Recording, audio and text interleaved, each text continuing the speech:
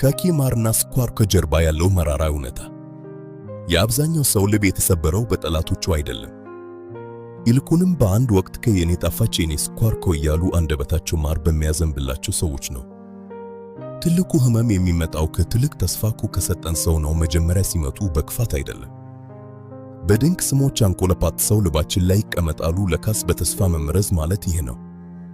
የኔው የሚለው ቃል ባለቤትነትን ያሳያል። ያን ውብ ቃል ሲናገር የነበረው አንደበት በድንገት ሲቀየር ህመሙ ይከብዳል። እንግዳ ሰው ልብህን አይሰብረውም፣ ምክንያቱም ቁልፉ የለውም። ልብህን የሚሰብረው እኮ የኔክ ብለህ ያስረከብከው የቅርብ ሰው ነው። ዛሬ እኮ የኔ ስኳር ሲሉህ ነገ ኪ መራራ እኮ ላለመሆንህ ዋስትና የለም። ቃላት ሳይሆን ተግባርን ማየት ብልነት ነው። የኔው ስትባሉ የራሴን ከመሆን እንዳትረሱ። እናንተስ እንዲህ ሆናችሁ ታውቃላችሁ? ኮሜንት አጋሩን።